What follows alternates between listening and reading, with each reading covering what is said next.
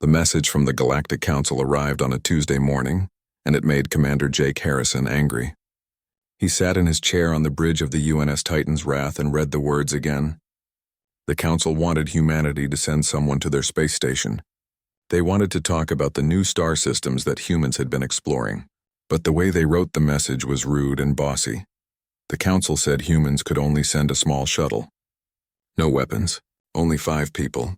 They gave humanity 10 days to arrive at their station near a planet called Kepler 442b. The message treated humans like children who had done something wrong. Jake looked around his bridge. The UNS Titan's Wrath was not a small shuttle. It was the biggest and most powerful warship humanity had ever built. The ship was 3 kilometers long. It had railguns that could punch holes through mountains. It had plasma weapons that could melt steel in seconds. It carried enough missiles to destroy a small moon. This ship represented 200 years of human warfare and engineering. Lieutenant Amy Martinez sat at the weapons station. She was a short woman with dark hair and quick hands. She looked up at Jake and shook her head. "They really think we will show up in a tiny shuttle?" "That is exactly what they think," Jake said. He was a tall man with gray in his hair. He had fought in 3 different wars before taking command of the Titan's Wrath. "The Council still sees us as the new kids. They think we are not important. For 10 years, the Galactic Council had treated humanity badly. They said human technology was old and weak. They said human military ships were jokes. When humans found new star systems full of valuable minerals, other alien species just moved in and took them. The Council did nothing to help. They told humans to be quiet and accept it. 3 different alien species had stolen star systems from humanity in the past year. They sent their mining ships to places humans had discovered first. When human colony ships arrived, the aliens told them to leave. The Council said this was legal. They said humans had no rights to those systems. Jake's people had worked hard to explore those systems. They had spent money and time surveying the planets and asteroids. They had sent robots to check the mineral content. They had even started building small bases. Then the aliens arrived with warships and took everything. Chief Engineer Pete Douglas climbed up from the lower deck. He was wiping black grease off his hands with a dirty cloth. Pete was a big man who loved engines more than people. "Captain, all systems are working perfectly. The new graviton drive is running smooth. We can reach Kepler 442b in 6 hours if we go fast." "The Council gave us 10 days, Jake said quietly. "Since when do we care about their schedule?" Amy asked with a smile. Jake turned to his communications officer. Lisa Park was a young woman whose parents had left Earth during the Mars colony wars. She was good at her job and never complained. "Lisa, send them a reply. Tell them we got their message and we will come to their station." "Should I tell them we are bringing the Titan's Wrath?" Lisa asked. "No, let it be a surprise." Everyone on the bridge smiled at that. They had all heard stories about human colonies being bullied. They knew about trade ships that got seized by alien pirates while the Council looked the other way. They had seen reports of human miners being kicked off asteroids they had claimed legally. The Galactic Council had made one big mistake. They thought humans would keep accepting this treatment forever. The Titan's Wrath broke orbit around Earth and its huge engines fired up. The ship accelerated toward the outer solar system, where it could safely enter faster than light speed. Jake pulled up information about the Council station on his screen. It was a big diplomatic hub shaped like a wheel. It had light defenses just enough to stop pirates and smugglers. The Council had ruled this part of space for 8,000 years. They had grown lazy and comfortable. They believed nobody would ever challenge them. "Navigation, plot a direct course to the station. No hiding, no tricks. I want them to see us coming from far away," Jake ordered. "Yes, Captain. Course is ready," said Navigator Chris Bennett. He was a quiet man who rarely spoke unless necessary. The ship moved faster and faster. Jake settled back into his command chair and thought about what was coming. In 6 hours, the Galactic Council would learn something important about humanity. Humans were done asking for permission. They were done being treated like second-class citizens. They were done being pushed around. The other species in the Council were older than humanity. Some of them had been flying through space for thousands of years before humans even invented the wheel. They had fancy technology and big empires. They thought this made them better than everyone else. They thought newer species like humanity should bow down and obey. But those aliens had forgotten something important. Humanity had not spent those thousands of years sitting around peacefully. Humans had spent that time fighting each other. Every continent on Earth had its own wars and conflicts. Humans had learned how to build weapons. They had learned strategy and tactics. They had learned that sometimes you need to show strength before others will respect you. The Council was about to get a lesson in human history. Jake looked at his crew. Amy was running diagnostics on the weapon systems. Pete was monitoring the engines. Lisa was preparing communication protocols. Chris was watching the navigation charts. These were good people. They deserved to live in a galaxy where humans were treated with respect. The Titan's wrath reached the edge of the solar system and engaged its faster-than-light drive. Space twisted around the ship, and suddenly they were moving faster than light itself. The journey to Kepler 442b would take 6 hours at this speed. The Council expected them to arrive in 10 days. They expected a small unarmed shuttle with a nervous diplomat inside. Instead, they were getting 3 kilometers of pure military power. Jake allowed himself a small smile. Sometimes the best diplomacy was showing up with the biggest ship in the room. The Council had summoned humanity to their station to lecture them, to put them in their place, to remind them who was in charge. They were about to discover that humans had other plans. The Galactic Council station was beautiful in its own way. It was a massive wheel spinning slowly in space, 5 kilometers wide. Long docking arms stuck out from the center like spokes on a bicycle wheel. For 8,000 years, this station had been the center of power for 7 alien species who controlled this part of the galaxy. Inside the main council chamber, Ambassador Thelzar was having a boring day. He was a member of the Crick species. His body was made of some kind of living crystal that reflected light in strange ways. He was tall and thin, and he thought humans were barely worth his time. Next to him stood Ambassador Vornell from the Aqueous Collective. Her body was like living water, always moving and changing colors. "The humans actually said yes?" Vornell asked. Her voice came from a translator device because her species did not have mouths. "I thought they would ignore us. They are learning to obey," Thelzar said. His voice sounded like rocks grinding together. "In 10 days, a small shuttle will arrive. We will tell them that their territorial claims are cancelled. The Droxan Confederacy is already mining the asteroids in 3 systems that humans think they own." Senior Arbiter Keljon nodded his huge reptilian head. He was a Saurok, one of the oldest and strongest species in the Council. His species looked like dinosaurs from Earth, but much bigger and smarter. "Humans are useful for simple labor and raw materials, but they are expanding too fast. We need to stop them before they become annoying." None of the important ambassadors noticed the young technician named Six, working at a computer console near the back of the room. Six was a Peloran, a species that looked like tall birds with colorful feathers. His feathers were standing up straight because he was confused and worried about what his sensors were showing. "Senior Arbiter," Six called out nervously, "I am seeing something strange on the sensors." "What kind of strange thing?" Keljon asked without looking up. "A ship, sir. But the mass readings cannot be right. It shows the weight of a colony transport ship, but the energy readings are military grade." Thelzar waved one crystalline hand like he was brushing away a fly. "Your sensors are broken. Humans do not have any ships bigger than a destroyer, and those are old and weak by our standards." "Sir, I really think you should look at this," Six insisted.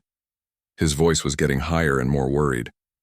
Vornell flowed across the room to look at the sensor station. Her body turned colors rapidly, shifting from calm blue to alarmed yellow. "Thelzar, he is right.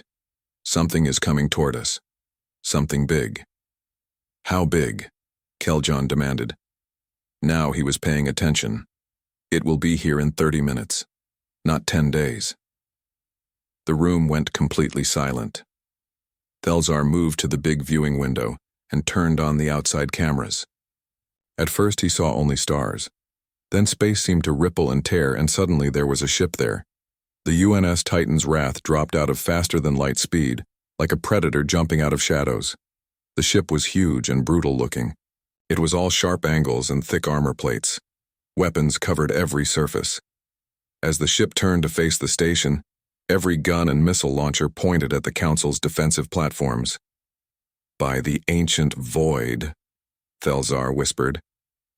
That is not a shuttle, Vornell said. Nobody needed her to point that out. The communication system crackled to life. Galactic Council Station, this is Commander Jake Harrison of the United Nations ship Titan's Wrath. We received your summons, requesting permission to dock for diplomatic talks. Keljon's claws scraped against his console nervously. That is a warship, a capital-class warship. They were told to send a shuttle. Jake's voice came through the speakers again, sounding calm and professional. Is there a problem with our arrival? We are here as you requested. Thelzar felt cold fear run through his crystalline body. The humans had deliberately disobeyed the Council's instructions. Worse, they had the military power to back up that disobedience. The Titan's Wrath had all its weapons turned on and ready to fire. Its shields were glowing with power. The station's defense platforms were designed to fight off pirates and smugglers, not military warships this powerful. Send a message to the Council fleet, Keljon ordered quietly. Tell them we might need help. Sir, the nearest fleet units are 3 days away, Six reported. On the viewing screen, the Titan's Wrath hung in space like a threat and a promise. The ship's name was painted on the hull in letters big enough to read from the station. The humans had not just ignored the Council's orders. They had arrived early in force and were now waiting patiently for permission to dock. Give them docking clearance, Thelzar said finally. But only for their shuttlecraft. That warship stays in orbit. Jake's response was immediate. Negative, Council Station. The Titan's Wrath is our diplomatic vessel. We will be docking at Spine 7. Please make sure the dock is ready for our size. It was not a request. It was a statement. The Galactic Council, for the first time in thousands of years, realized they were not in control of the situation. They cannot be serious, Vornell said, her body turning red with anger. That ship will damage our docking structures. If we refuse, they might decide to have this meeting without docking, Keljon said grimly. And I do not want to see what those weapons can do to this station. Thelzar looked at the other ambassadors. He saw the same realization in their faces. They had made a terrible mistake. They had assumed humans were weak and would stay weak. They had pushed and bullied humanity for 10 years, thinking there would never be consequences. Now those consequences had arrived, 3 kilometers long and bristling with enough firepower to crack a planet. Allow them to dock at Spine 7, Thelzar said. And someone find out how many more ships like this the humans have built. As the Titan's Wrath maneuvered toward the docking spine, the Council ambassadors scrambled to send emergency messages to their homeworlds. The military analysts were pulled from their offices. Intelligence officers were ordered to find out everything about human military capabilities. Diplomats who specialized in crisis negotiations were summoned. The humans had been invited to send a shuttle so they could be lectured like children. Instead, they had sent a warship to remind the Council that humanity was nobody's child. And somewhere on that warship, Commander Jake Harrison was probably smiling. Docking Spine 7 was making loud groaning noises that worried everyone who heard them. The mechanical arms that were supposed to grab and hold ships were stretched to their maximum length. They could barely reach around the hull of the Titan's Wrath. In the station control room, technicians were running around trying to strengthen the structural fields that held the docking arm together. Clamps are attached, reported the Pelleran docking master. His feathers were ruffled from stress. But I cannot promise they will hold if that ship decides to leave quickly. Commander Jake Harrison stood in the main airlock of the Titan's Wrath.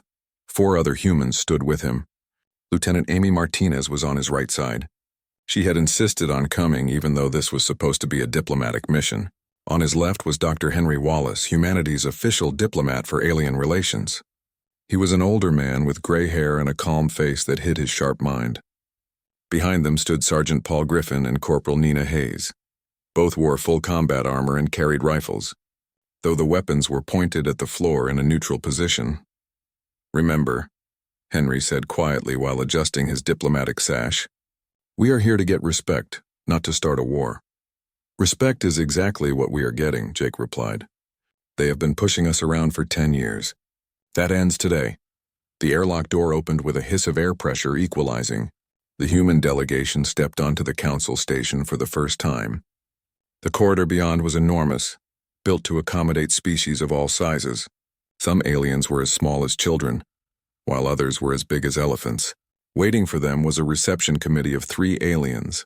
Ambassador Thelzar stood there, his crystalline body refracting the corridor lights into rainbow patterns. Ambassador Vornell maintained a formal blue-green color in her water-like body. Senior Arbiter Keljon blocked most of the hallway with his massive dinosaur-like bulk. Commander Harrison, Thelzar began. His voice had an edge of barely hidden anger. You were instructed to arrive in a shuttle. We came in the ship we thought was appropriate for the situation, Jake replied evenly. Is there a problem? Keljon's huge head swung toward the human commander. You arrive in a warship with weapons powered up and ask if there is a problem? This is a diplomatic station, human. Then perhaps you should stop treating diplomatic matters like military invasions, Henry said smoothly. For the past year, Council-aligned forces have been stealing human mining operations, blocking our trade routes and threatening our colonies. We are here to discuss these acts of aggression. Aggression? Fornell's body rippled with what might have been laughter. Humans, you are newcomers to this region. The systems you claim have been under Council authority for thousands of years. Empty systems, Amy cut in. Empty rocks that none of you wanted until we surveyed them and found valuable minerals. The tension in the corridor was thick. Station security forces from a dozen different species had taken positions at both ends of the hallway, but none of them seemed eager to confront the armed humans. The Titan's Wrath was still docked just outside, its weapons still active and tracking every defensive platform on the station. Perhaps we should have this discussion somewhere more private, Henry suggested diplomatically. The central chamber, perhaps. Thelzar's crystalline body shifted into sharp angles that suggested irritation. Very well. But your soldiers stay here. No, Jake said simply. They come with us or we return to our ship and have this conversation over radio. Your choice. For a long moment, nobody moved. The Council ambassadors were not used to being told no, especially by a species they considered barely advanced enough to talk to. But the Titan's Wrath hung in space just beyond the station hull, its weapons ready and aimed at critical systems. They may come with you, Keljon growled finally, but they stand at the chamber entrance. The group walked through the station's winding corridors. Other ambassadors and council workers watched the humans pass. Some looked curious. Others looked hostile. Jake noticed every security checkpoint, every defensive position, every exit route. Old military habits never die. The central chamber was impressive. It was a huge spherical room with walkways extending from multiple entrances like spokes on a wheel. At the center floated a holographic display showing the local star systems. Various systems were marked in different colors to show who claimed them. Jake immediately saw 7 systems marked in red with human survey beacons. All of them now showed ownership markers from Droxin or Crix mining companies. As you can see, Thelzar began, pointing at the display, the systems in question have been properly allocated according to Council law. Council law, Jake repeated. The same law that we never agreed to and had no part in creating. Your agreement was never required, Keljon stated flatly. You are one species among hundreds in Council space. You follow our laws or face the consequences. Henry stepped forward, his diplomatic training showing in every measured word. Senior Arbiter, humanity only wants what we earned through our own exploration and hard work. We are willing to work within reasonable rules, but we will not be ordered around like subjects of an empire we never joined. Then perhaps, Vornell suggested, her body shifting to an aggressive red color, you should return to your home system and stop trying to expand. Jake smiled, but it was not a friendly expression. Or perhaps the Council needs to understand that humanity is not asking for permission anymore. We are informing you of reality. The chamber fell completely silent. Through the transparent sections of the station hull, the Titan's Wrath was clearly visible. It hung there like a dark reminder of humanity's new power. The message was obvious to everyone present. The age of the Council telling everyone what to do was over. A new player had entered the game, and this player had brought a very big stick to the negotiating table. Thelzar looked at the human warship through the viewport. He thought about the reports from his intelligence officers. The Titan's Wrath was not alone. Humanity had been secretly building a fleet. 3 more ships of this class were already in service. 2 more were under construction. The humans had not just built one powerful warship to make a point. They had built an entire new navy. Perhaps, Thelzar said carefully, we should discuss the specific systems in question and find a reasonable solution. Now you want to discuss things reasonably, Amy said.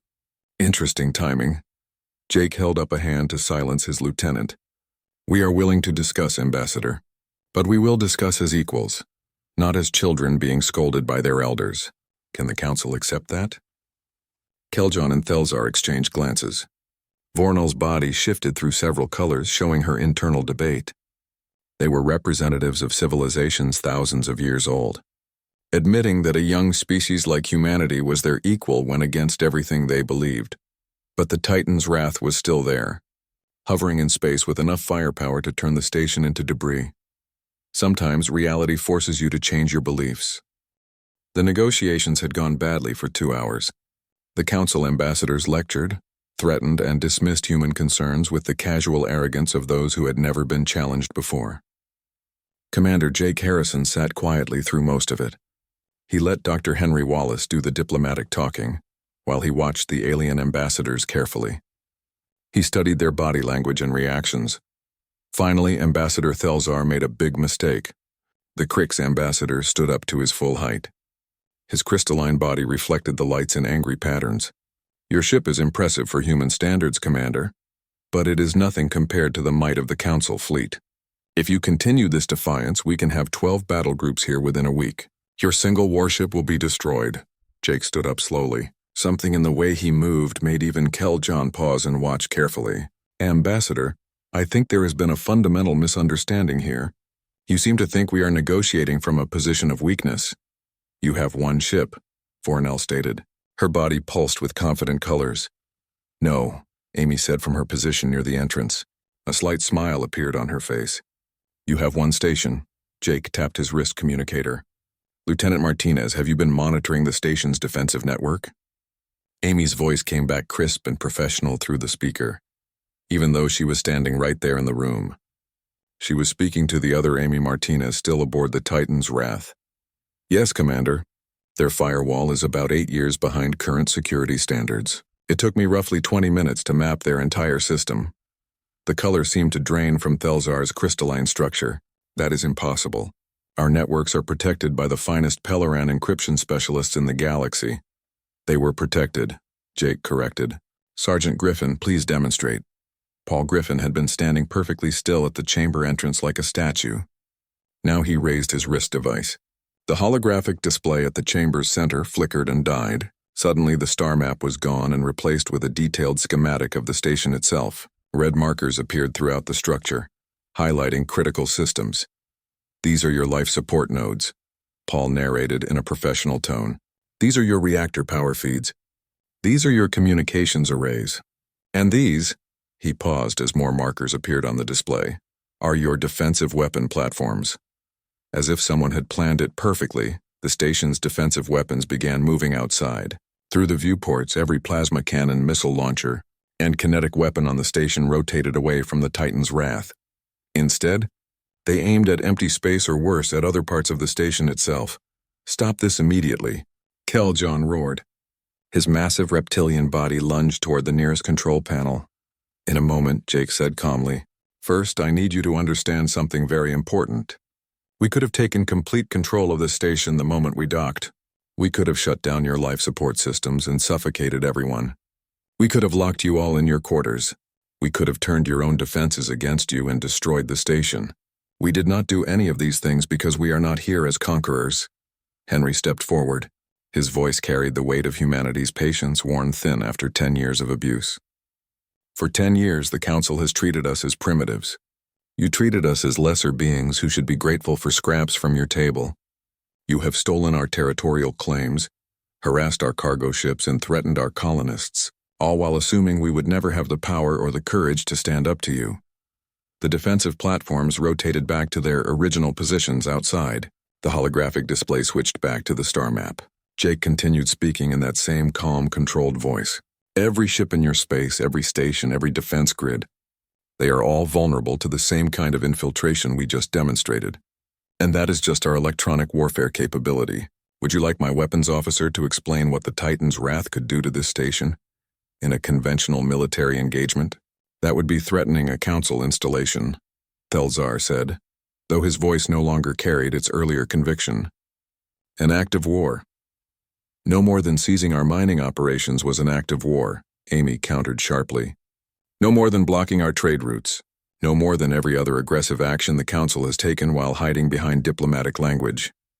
Vornell's body had shifted to a pale, uncertain color. What is it you want, Commander? Jake walked to the holographic display and pointed at the 7 contested star systems. First, immediate recognition of humanity's territorial claims to these systems. Any Council-aligned forces currently present have 72 hours to withdraw completely. Impossible, Keljon started to say, but Jake cut him off with a sharp gesture. Second, formal recognition of humanity as a sovereign power, not a subordinate species. We will engage with the Council as equals, not as subjects to be ordered around. The Council has never, Thelzar began. Third, Jake continued, his voice becoming harder and colder. Full reparations for all the equipment and resources that were seized from our mining operations. We will provide you with an itemized list. You have 30 standard days to process the payment. Henry pulled out a small data storage chip and set it on the nearest console with a soft click. These terms are not open for negotiation. They are also remarkably generous when you consider that we could simply take what we want by force. We are offering you a path to peaceful coexistence and mutual respect. And if we refuse?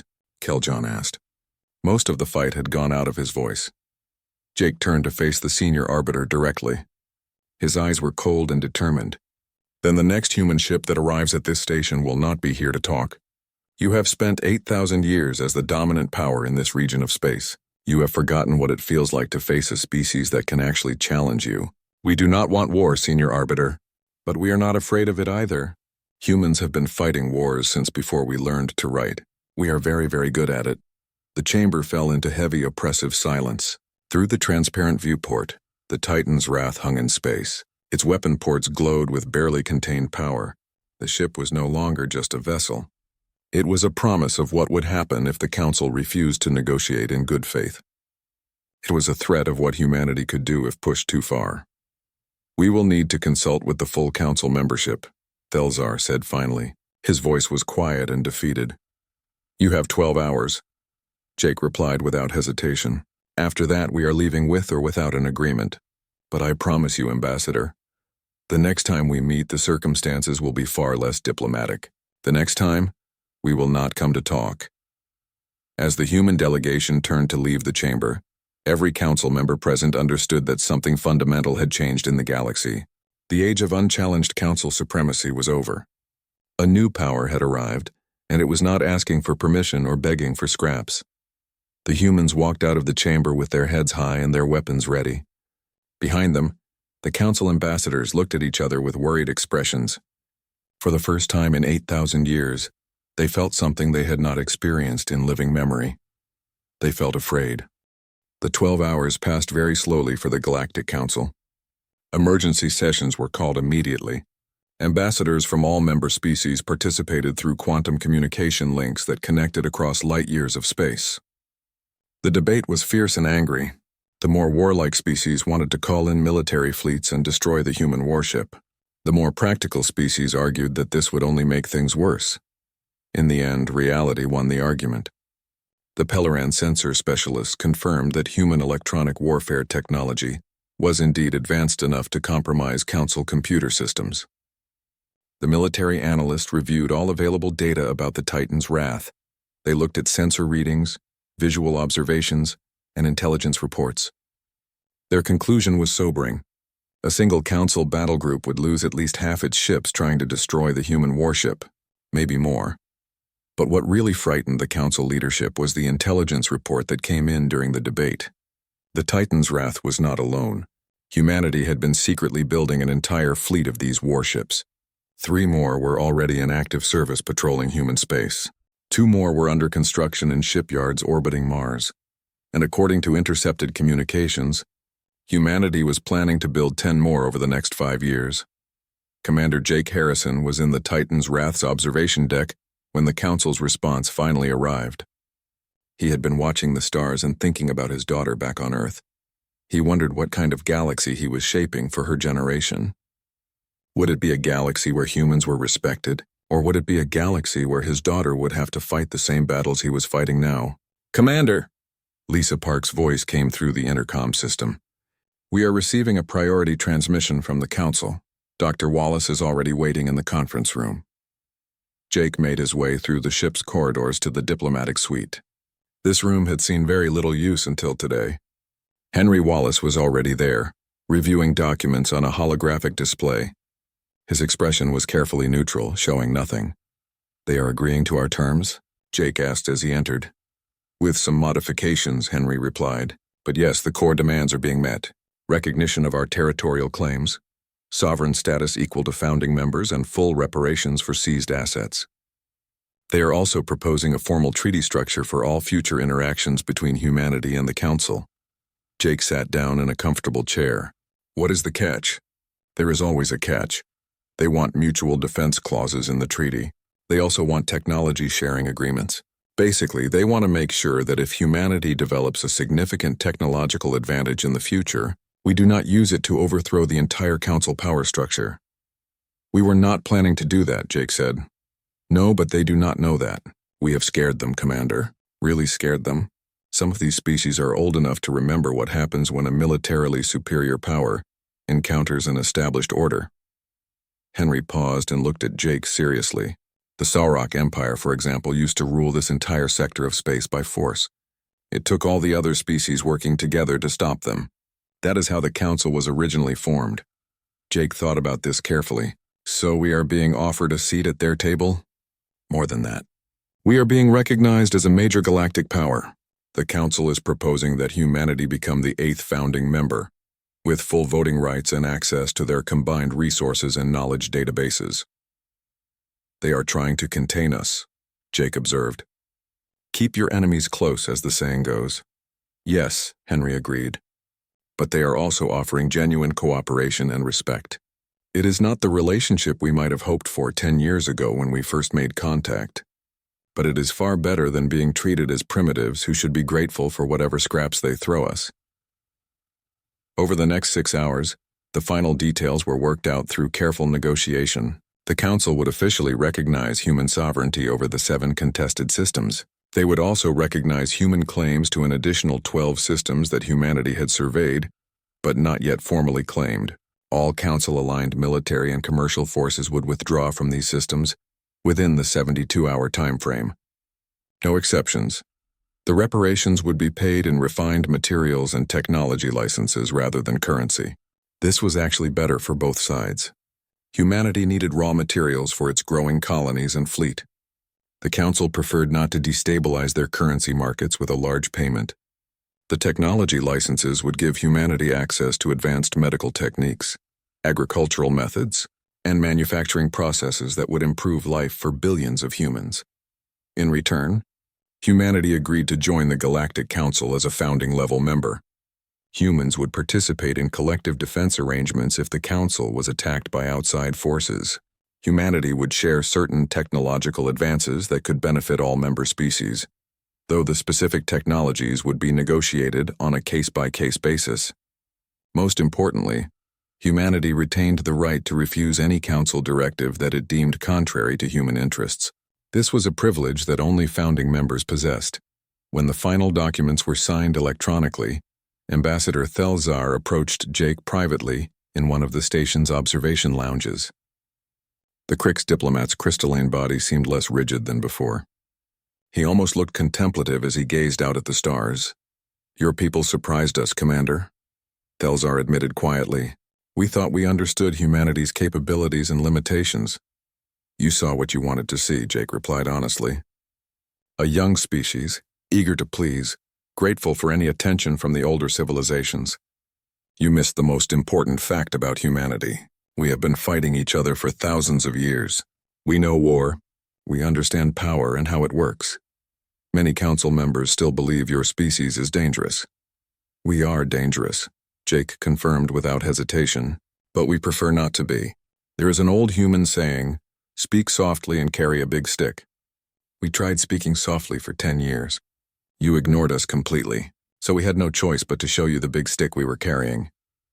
Thelzar's crystalline structure refracted the starlight streaming through the viewport into complex, beautiful patterns. What happens now, Commander Harrison? Now we go home, Jake said simply. We will send proper diplomatic staff to establish permanent relations with the Council. We will share some of our technology as agreed. We will learn from you and hopefully build something better than what existed before. And the Titan's Wrath? Will she remain on patrol near our borders? Jake smiled slightly. Actually, we are planning to rename her. The name Titan's Wrath was appropriate for getting your attention and making our point, but it is not the message we want to send for the long-term future. We are thinking of calling her the UNS Endeavor, a much better name for a ship that represents humanity's future in the stars. A diplomatic gesture, Thelzar observed with what might have been approval. Exactly right, Jake agreed. But do not mistake the gesture for weakness, Ambassador. We are building 5 more ships in this class. They will patrol human space and ensure that nobody forgets the lessons learned here today. Humanity is a partner now, not a subject. We will defend that status with everything we have. The 2 leaders stood in comfortable silence for a moment. They watched as council ships from dozens of different species began arriving at the station. These ships were coming to witness the historic signing ceremony. Ships representing hundreds of worlds, all gathered to acknowledge humanity's emergence as a major galactic power. I think, Thelzar said finally, that the galaxy is going to be very different and very interesting going forward. Jake nodded in agreement. We certainly hope so, Ambassador. We certainly hope so. 3 days later, the newly renamed UNS Endeavor departed from the council station. The crew was proud of what they had accomplished. They had arrived expecting confrontation and threats. Instead, they had found an opportunity to completely reshape humanity's place in the galaxy. Not through conquest or domination, but through a careful demonstration of capability combined with diplomatic wisdom. As the massive ship jumped into faster-than-light speed, Jake sat in his command chair and allowed himself a rare moment of satisfaction and pride. They had been summoned to arrive in a small unarmed shuttle. They had been expected to bow their heads and accept whatever the council decided. Instead, they had brought humanity's ultimate warship and changed everything. Sometimes, Jake reflected as the stars stretched into lines outside the viewport, it is not about doing what others expect you to do. It is about showing them what you are truly capable of, and choosing to use that capability wisely. The Endeavor leaped toward home, carrying with it the promise of a new era. Behind it, the Galactic Council began the difficult work of adjusting to a universe where humanity was no longer a footnote in galactic history, but a major player in galactic affairs. The Council had expected a shuttle carrying nervous diplomats. They got a warship and a partnership between equals. In the end, both sides would discover it was the better outcome for everyone.